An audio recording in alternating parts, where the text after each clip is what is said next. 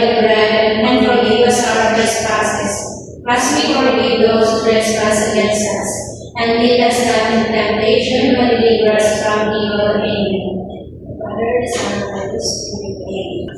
Bago po ang lahat, ay pag-iayos muna ang inyong mga upuan at pakipulutan din po ang inyong mga kalat. Hindi naman, kung may lumiban ba sa klase natin? Wala po.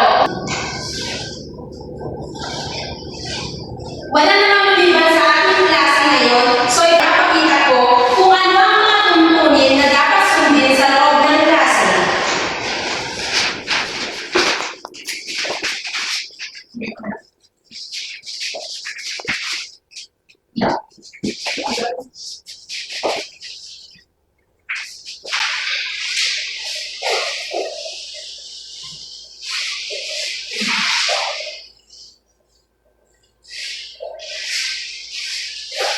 Pakibasa, class, ang mga tuntunin sa loob ng klase.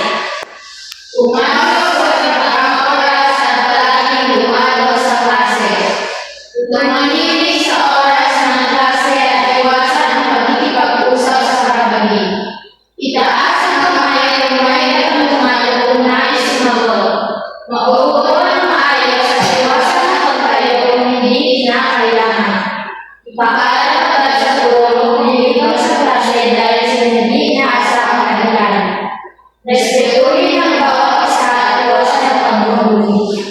So, sa mga nabasa niyo yan, yan ang mga tuntunin na dapat niyo sundin sa loob ng klase. Nagkakaintindihan ba tayo, class? Opo. Claro? Opo. Ayos naman kung gano'n. Bago ang ating talakayan sa araw na ito, nais ko muna mabasa sa inyo upang malaman niyo kung ano ang ating magiging layunin bago ang aralin. Pagkatapos ng aralin, ang mga mag-aaral ay nasa ang magbasa, Nakiisa-isa ay pagkakaliwanag ng iba't ibang teorya tungkol sa pinagmulan ng wika. Nakakapagpapahayag ng sarili opinyon tungkol sa kahalagahan ng pag-unawa sa pinagmulan ng wika at nakasusuri sa mga teorya ng wika sa pamamagitan ng pagpapakita at pagsasagawa ng mga praktikal na gawain. at yan na nga, class, ang ating magiging layunin sa araw na ito. Bago ang ating talakayan sa araw na ito, ay may ipapakita muna ako ang mga larawan sa inyo. Sabihin kung anong larawan ang nakikita niyo at kung anong tunog ang ipinaparating o ipinapakita ng larawan ito. Ang una ay, ano yan? Yes, Miss Trisha? Aso. Ano sa tingin mo ang tunog ng aso? Napakahusay, Miss Trisha. Ang sabi ni Miss Trisha.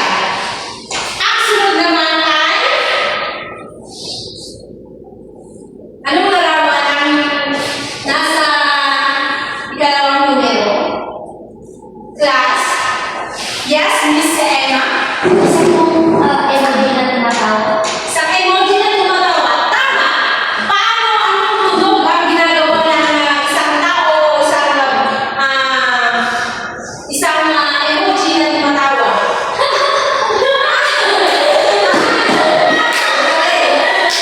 Yung larawan tumatawa? Ganon. Napakahusay. Sunod naman ay ang isang lalaki. Ano sa tingin niyo ang ipinapakita ng lalaki ito?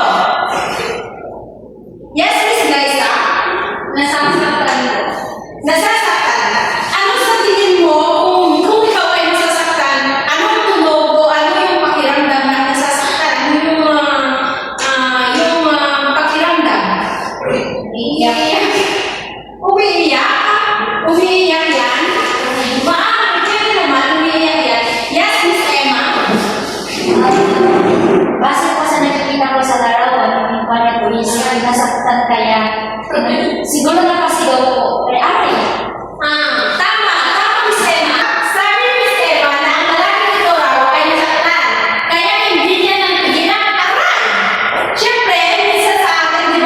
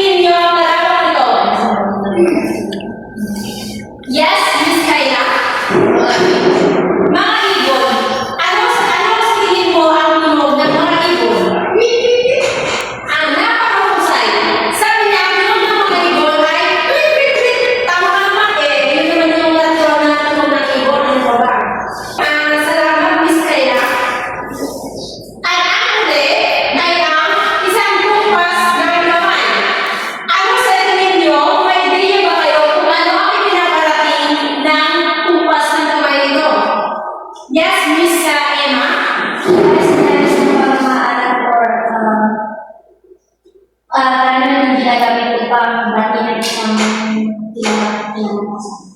Tama! Sabi niya, sinyalis ng pamamaalam. Maraming salamat, Miss Emma. Siyempre, kung nagpapaalam ka, hindi natin naiiwasan na ginagamit yung ating kamay. Natural yun, di ba? So, yan. Nakikita ko naman na aktibo kayo sa klase na ito. Nasasagot niyo ang mga katanungan ko. Kaya magtatanong ako kung may ideya ba kayo bakit sa mga larawan na nakita niyo at naobserbahan, may ideya ba kayo kung ano ang pag-aaralan natin sa araw nito? Yes, Miss Emma? Ito po ay ito sa pinabali ng mga Pwede, maaari. Ano pa? Yes, Miss Kayla? Mga wika? Tama. Tanong naman siya, mga wika. Yes, Miss Liza? mga iba't ibang tunog na may kinalaman sa wika. Tama. Tama, sabi niya, may mga iba't ibang tunog na may kinalaman sa wika. So, ang paksa natin tatalakayin sa araw nito ay ang mga teorya ng wika.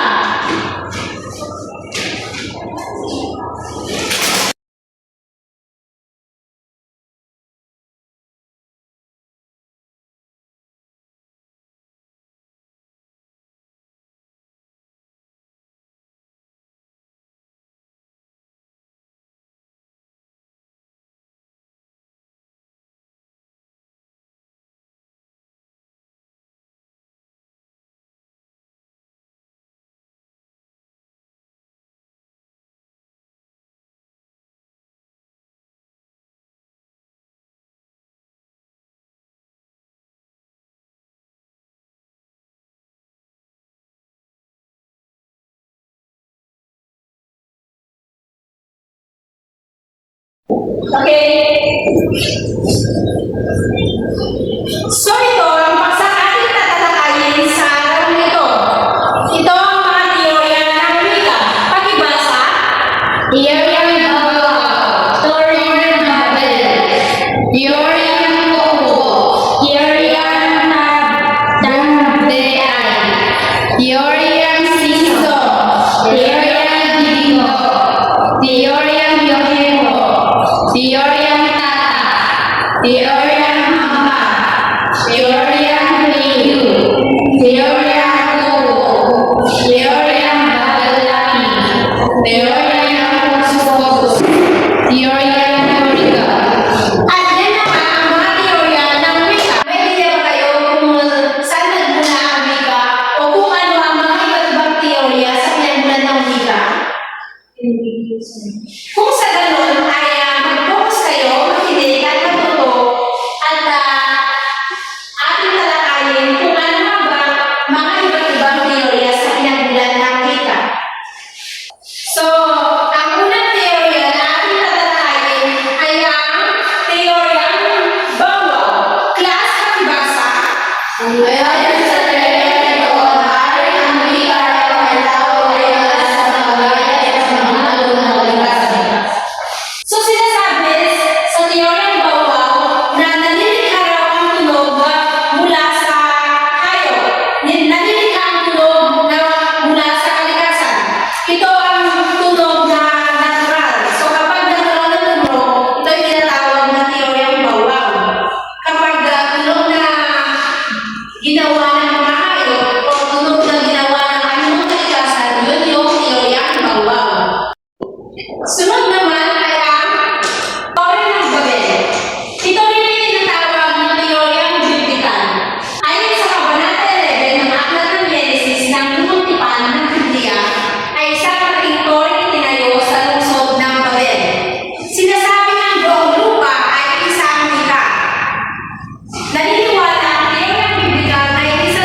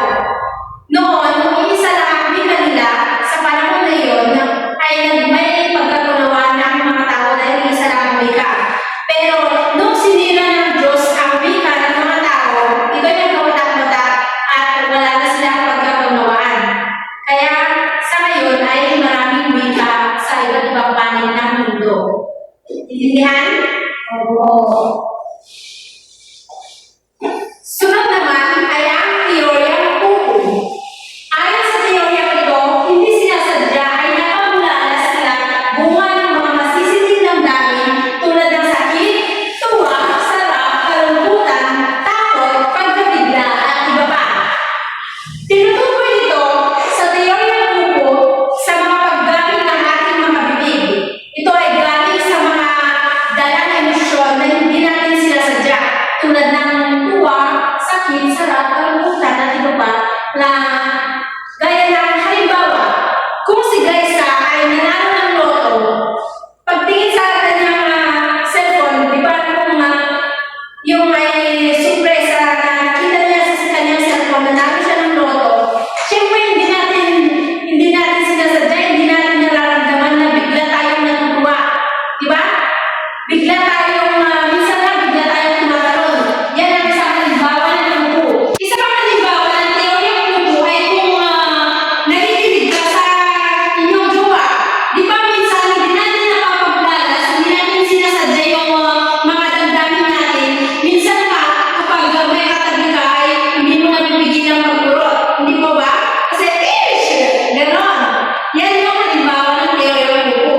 Kaya, nagkaroon tayo ng wika sa teoryang ito dahil ito ay may tunog at may damdamin. Yun ang teoryang kuku. Intindihan? Opo. Ika-apat naman ay ang teoryang tararabundian. Pakiba sa class. Ayon sa teoryang ito, ang wika raw ng tao ay nagugat sa mga tunog na kailangan nilikha sa mga liwanag ito na patunay na nakakagawa at nilapatan ng iba't ibang hulugan. So yun na nga. Yun, ang teoryang tararabundian, ito ay galing sa mga tunog na nilikha sa mga ritual. Halimbawa nito ay yung pagtatanim, pagsasayaw at iba pa. Siyempre, kung ikaw ay nagtatanim, di ba gumagawa ka rin ng wika? Kung ikaw ay nagtatanim ng ganito, hindi mo napipigilan na gumawa ng mga salita. Di ba gano'n? Ano tayo? Tapos, kung ikukulit natin ang teorya nito sa mga nakaraang panahon na ay nakabasa tayo sa kung anong uri ng pamumuhay na meron tayo. Dahil tayo mga tao, lalo na noon ay mayaman tayo sa kultura. Kaya nagkaroon ng teoryang tararabundian na kung saan ang wika ay nalilikha o yung tunog ay nalilikha sa mga ritual. Yan ang teoryang tararabundian. Ang clue lang dito ay yung ritual. Kapag sinasabing tararabundian ay nilikha ang tunog sa mga ritual. Very good. Napakahusay naman ng presidente. Sunod naman ay ang teoryang Simpson. Tandaan niyo lang na sa teoryang Simpson na ayon kay August Person, ang mga unang salita ay sa mahaba ang musikal at hindi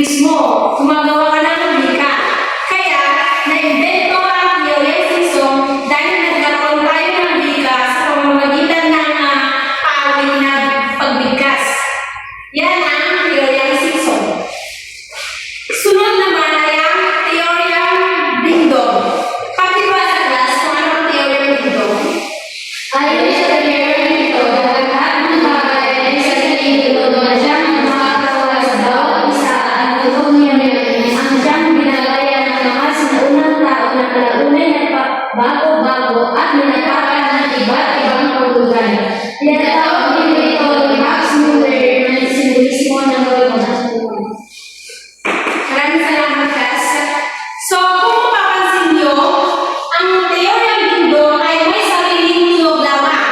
Ito ay walang kawangis o walang kagaya, kundi sariling tunog lamang, isang tunog lamang. Halimbawa, itong doorbell na ito, hindi mo naman gawin na tunog ng tren. Ano yung tunog ng doorbell na ting ting, hindi mo naman siya pwedeng gawin na tsup tsup tsup tsup na tunog ng tren, hindi ba ba? Yung tunog na alarm lang ito, hindi mo naman pwedeng na gawin na tunog ng sasakyan, di ba? Kaya nagkaroon tayo ng teoryang dingdong dahil sa pagkakaroon nito ng sariling tunog na nakikita sa kapaligiran, nakikita sa paligid. Yung mga bagay-bagay na nagkakaroon ng tunog sa paligid. Kaya natawag na teoryang dingdong. Minsan nga may mga bagay na may tunog na dingdong, dingdong. Di ba meron yun? Yun ang teoryang dingdong. Ikapito ay ang teoryang Nuevo.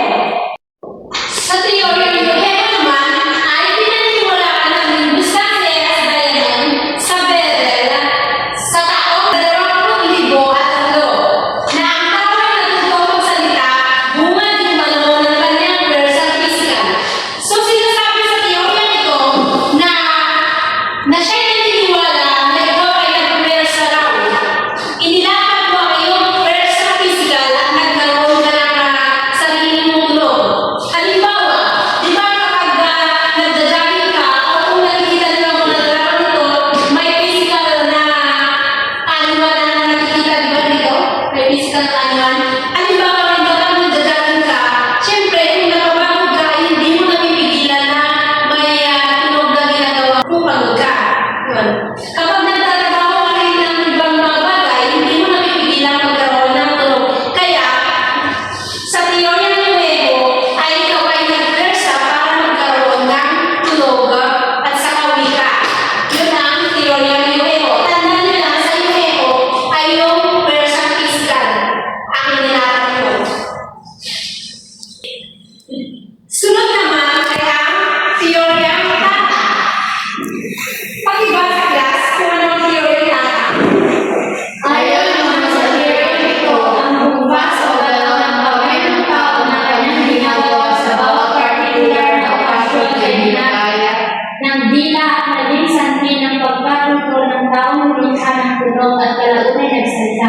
Tinatawag itong tata na sa wikang Frances ay nangangahulugang paalam o goodbye. Maraming salamat, class. So, sa teorya ng Tata, nakikita niyo ang larawan na ito, ang kanyang kamay ay kumakampay pataas o pababa. Minsan pa, ginagawa natin sideways, hindi pa ba? Pero ano nga ba ang nalaman ng pagpapaalam sa wika? Yun ang tanong. Ano nga ba ang nalaman ng goodbye? Yung pag-kukumpay ng kamay mo, ano nga ba ang nalaman sa wika? May idea ba kayo? Yes? I think yung connection po nila is parang din ang sign language. Pwede. Tama naman. Maraming salamat kay Sema. Pwede naman yun. Kaya may kinalaman ang wika sa pagkukumpay ng kamay dahil ito ay may emosyong nakalakad dito. Dahil minsan kapag nagpapaalam tayo ay hindi natin napipigilang magsabi ng goodbye, paalam, nakakapagin tayo ng mga salita ito na kung saan dito naging basehan ang wika. Kaya nagkaroon tayo ng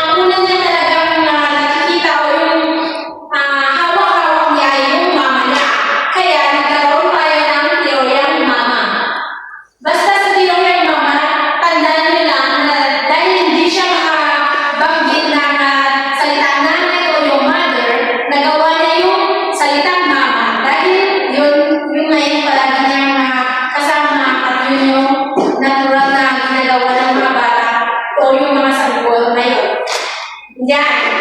Opo. So, ang sunod naman ay ang teorya ni Gale. Ang teorya ni Gale, inimbagi ng linguista si Reves na ang wika ay bunga ng interpersonal na kontak ng tao sa kanyang kapwa-tao. Tinatawag din itong teorya ng kontak. Halimbawa nito, class, ay kung ikaw ay bigla kang nanakawan, syempre hindi mo mapipigilan humingi ng tulong. Saklolo! Di ba gano'n? Nakakagawa tayo ng mga tunog o yung mga wika nang hindi sinasadya dahil din sa mga hindi sinasadyang insidente. Yun ang teorya ng Keio. Halimbawa rin ng teorya ng Keio ay kapag nasaktan ka ay bigla ka na lang nag-aray. Di ba gano'n? Gano'n tayo minsan. O si Glyza, kung si Glyza ay sinampal ko, syempre, hindi niya mapigilan na yung salita aray, hindi niya mapigilan. Kasi yun ay natural. Kaya may teorya ng Keio tayo. Basta interpersonal na kontak, yun yung teorya ng Keio. Intindihan, class? Opo. Okay.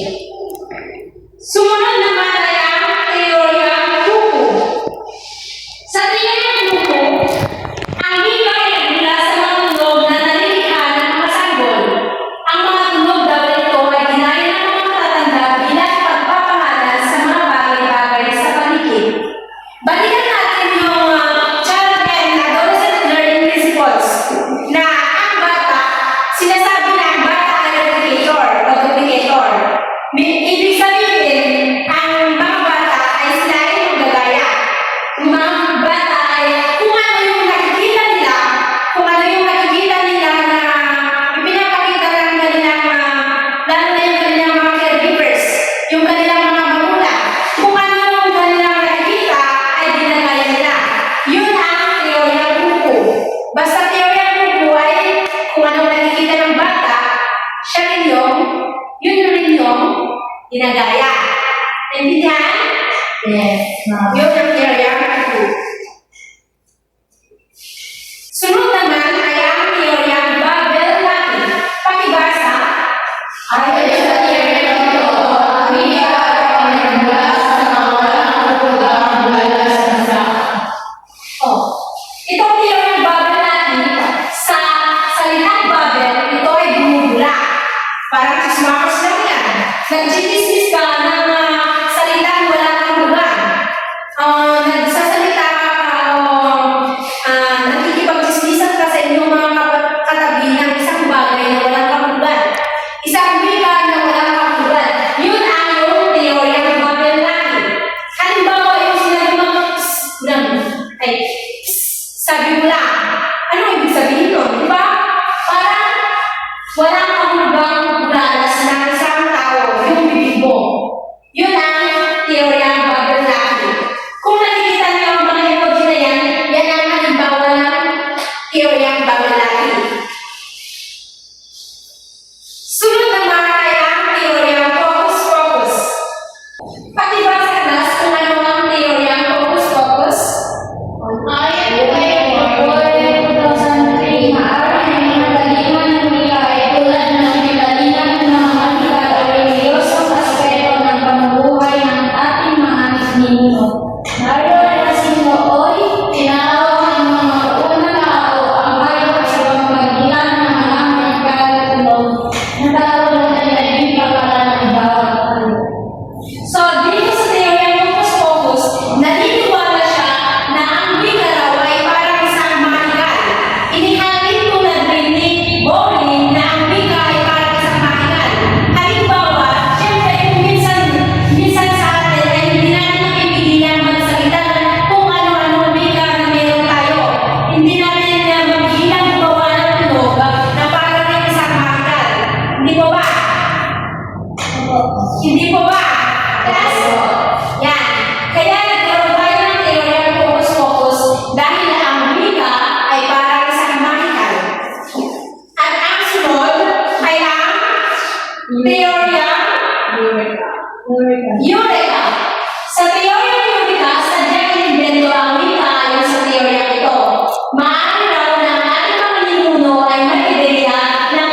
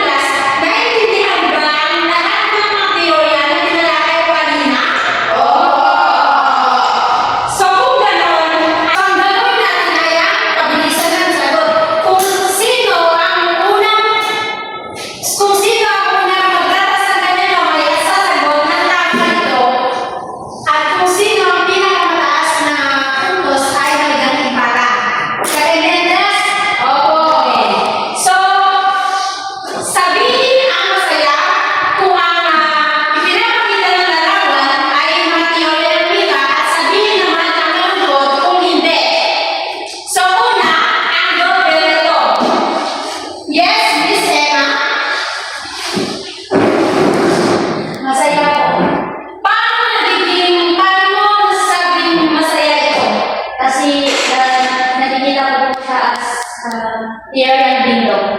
Tama! Bigyan natin siya ng tatlong bagsak. Kasi sabi niya, sa dalawang ito ay pinapakita yung teorya ng bindong. Tama! Maraming salamat, Miss Emma. Unang punto sa unang grupo. Sunod naman, sa isa pang larawan na ang sanggol nito ay umiiyak, sa tingin niyo, ito ba ang sabi sa teorya ng bindong o hindi? Yes, Miss Graisa? Opo. Paano mo nasabi ko? Paano mo nasabi ito ay teorya ng bindong? Dahil yung bata ay nagpapakita ng isang emosyon. Siya ay nagpapakita ng isang emosyon. Tama naman. Bigyan natin siya ng tatlong bagsak. So, isang punto sa unang grupo, isang punto din sa dalawang grupo. Sunod naman tayo sa umiinom ng babae. Sa tingin niyo, ito ba ay kasali sa teorya ng bindong? Yes, Miss Graisa? Sabi ni Graisa, ito raw ay hindi kasali sa teorya ng bindong. Paano mo nasabi na hindi, Graisa? Dahil base sa natalakay ko kanina, wala dun sa teorya tinalakay.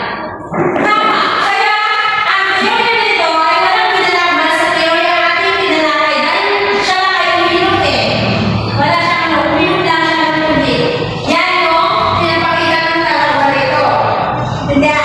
So, dalawang puntos sa ikalawang grupo at isang puntos naman sa unang grupo. Punta na naman tayo sa ikaapat. Ano kaya sa tingin niyo? Kasali ba ito sa teorya ating tinalakay?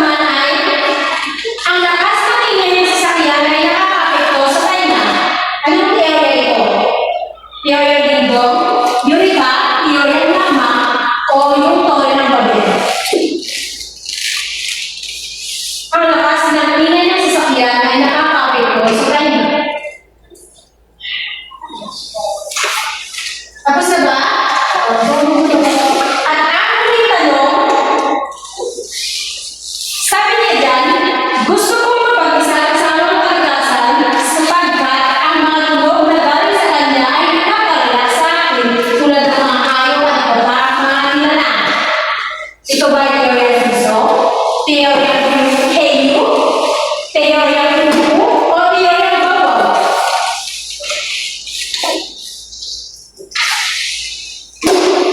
Ano sa ba?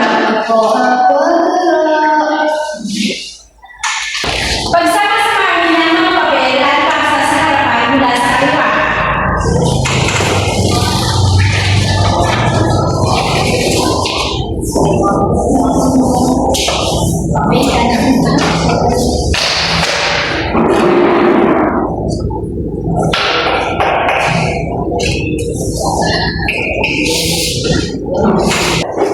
Mukhang nakikita ko ang naiintindihan niyo ang lahat ng mga tinatangay ko kanina.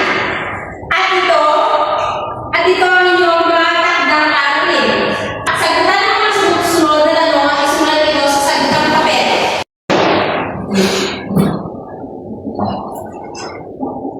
Yes, Miss Emma. Pwede ba bang share na lang? Pwede naman. Kung ano yung siya ng retrato.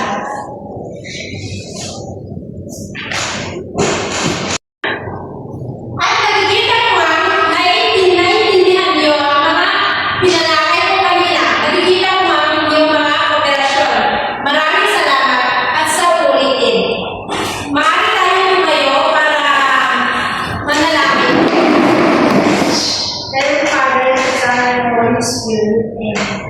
Lord, in the Father, and the Son, and the Holy Spirit. Was in the beginning, is now, and ever shall be, world without end. Amen. Father, the Son, and the Holy Spirit. Paalam, class. Paalam po, guro! Bye! Shami!